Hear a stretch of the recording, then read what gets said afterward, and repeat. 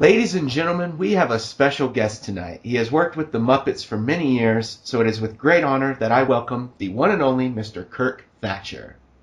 Wow, that was quite an auspicious introduction. Thank you.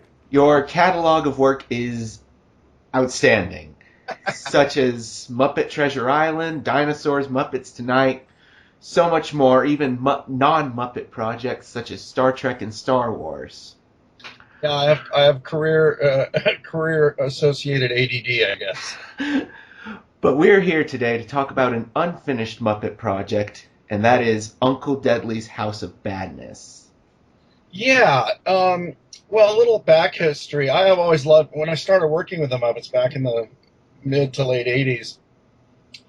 I loved Uncle Deadly. I didn't know what his name was, but one of the first months or so I was working with Jim. I said, "What was you have this like blue?"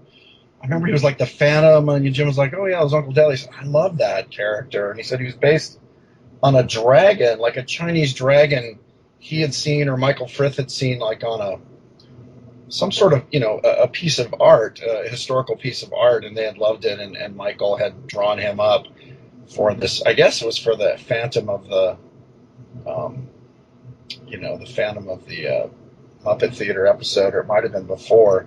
Probably Craig Shemin would know the actual history. But anyway, I love this character, and I always wanted to do something with him. And at the time, they were really focused on getting uh, the main characters kind of into a franchise again, whether it was the Jim Henson Hour or um, the Muppet movies, the Christmas Carol, and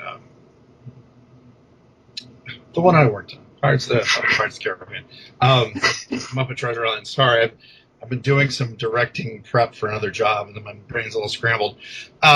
Yes, Muppet Treasure Island. So uh, that just never really worked out. I don't even think he got to cameo in Treasure Island. But so after that, we were starting to work on other ideas for shows, and I said, I would love to grow the brand and do something with some of the lesser known characters, particularly Uncle Deadly, because he's just so much fun. And what I wanted to do was sort of a twisted version of a kids show, likening to more recent like Pee Wee's Playhouse, but going back to like Howdy Doody or Captain Kangaroo. Yeah. But with Uncle Deadly as the host, sort of like the last guy you think should host a kids show. And it was this crazy variety show, but it was all these new characters, all these different creatures and monsters and weird. I mean, some of them were aliens, some of them were just weird creatures.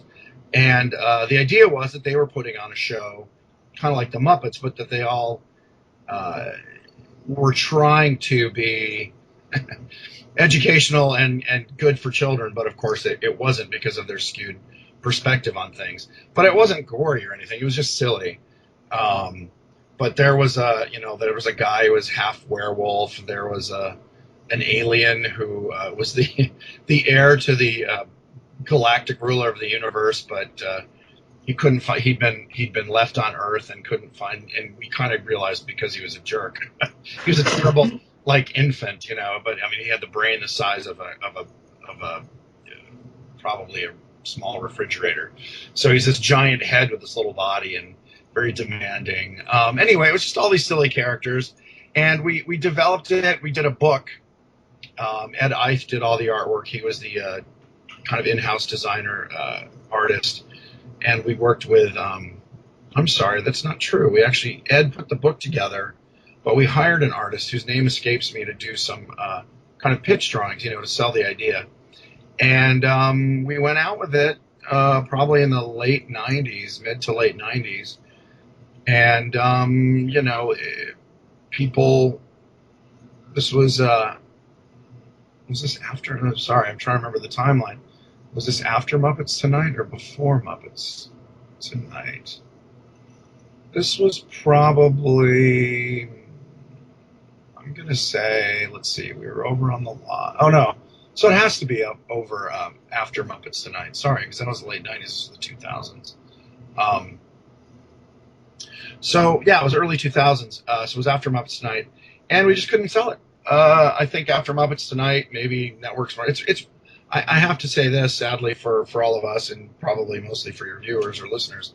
Uh, there's not a huge market for puppet shows. It's very hard to sell, and even with the Muppet brand, it's difficult. One of the reasons is because they're expensive. But anyway, the idea is batting around. I talked to the new owners of the Muppets over at Disney, and I'm trying to. I don't know if it'd be exactly that show. Basically, trying to do a show with Uncle Deadly, because they brought him back on the new series, which was great, and very much in keeping with. It's funny, we were trying to develop a character for Muppets Tonight. We called Alligator, and he was basically like again, my love of Uncle Deadly said, well, since we aren't doing Uncle Deadly, well, we created this sort of very theatrical alligator who was, a big ham, and Uncle Deadly's sort of become that now with his role on Muppets. On the new Muppet Show, or what it's called, The Muppets. Muppets, yeah.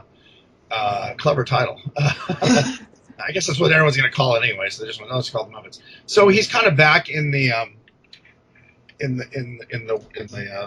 Muppet. You can see him on the show. So I know that the network and studio are aware of him, and Matt Vogel does such a great job with him. So the idea of doing a show with Uncle Deadly isn't dead, but that particular incarnation probably will never see the light of day. Yeah. So that is Uncle Deadly's story. I just have always loved Muppet monsters. For me, as a kid, I really loved the monsters because I love creatures and monsters, and that's what got me into special effects and working on things like Star Trek and Jedi and Gremlins. So I just think the Muppets are such a good blend of monsters that can be weird and silly and creepy, but not terrifying. I don't think monsters always have to be scary. Hellboy is sort of a good example of good monsters, but they were really interesting and funny, and obviously less of a comedy, more of an action thing. But there's some great character stuff there between Hellboy and Abe Sapien, and so I think that shows that it can be successful and popular. So again, I'm going to keep trying. You just call out his name, and wherever you are, he'll come running to see you again.